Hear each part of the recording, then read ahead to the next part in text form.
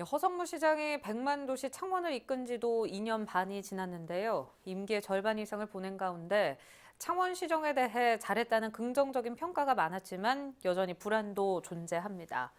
지난 시정 성과와 남은 임기 전망은 어떤지 보도국 취재기자 연결해 알아볼 텐데요. 네, 표영민 기자와 전화 연결돼 있습니다. 네, 표영민 기자, 최근 발표된 시장 직무수행 평가 결과부터 먼저 살펴볼까요? 창원시가 전문 여론조사 기관에 의뢰한 여론조사 결과 지난해 허성무 시장 직무 수행에 대해 시민 64.6%가 잘하고 있다는 긍정평가를 한 것으로 나타났습니다. 이는 2019년 57%보다 6.7%가 높아진 수치입니다. 이와 같은 긍정평가는 코로나19 위기 속에서도 창원 특례시 지정과 재료연구원 승격 등 굵직한 성과에 대한 긍정적 여론이 반영된 것으로 분석됩니다. 반면 부정적인 평가는 25.1%, 모름 무응답은 10.3% 수준이었습니다. 시정평가와 더불어 정주 여건에 대한 평가도 진행됐습니다.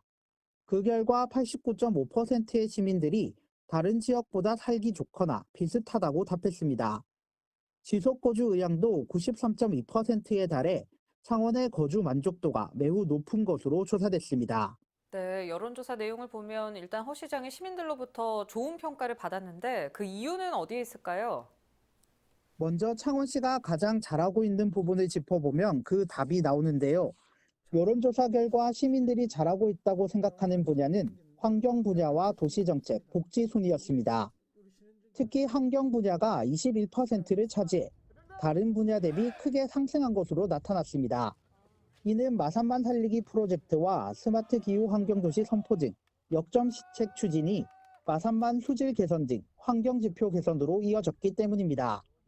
이와 함께 한국재료연구원 승격과 스마트 시범상가 지원 사업 등 다수의 정부 공모 사업에 선정됐고 역대 최대 규모인 1조 9천억 원 이상의 투자 유치를 달성한 것도 이를 뒷받침한 것으로 보입니다. 또 시민 65.7%가 시가 정책 추진 과정에서 주민 의견을 반영하기 위해 노력한다고 답해 주민과의 소통 노력도 긍정평가에 한몫했습니다. 네, 이야기 들어보니까 지금까지 허 시장이 시정을 대체적으로 잘 이끌어온 것 같은데요. 남은 임기 동안 쭉 좋은 평가가 이어지는 게 관건일 것 같은데 이 부분은 어떻습니까?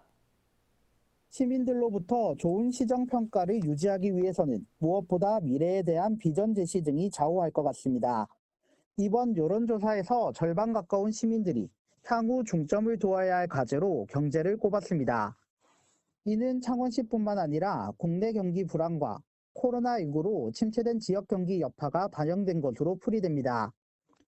허성무 시장도 시민 여론조사 결과를 토대로 올해를 플러스 성장의 원년으로 삼고 인구 방등과 경제 부의턴 실현 등 다양한 정책들을 실행에 옮길 예정입니다.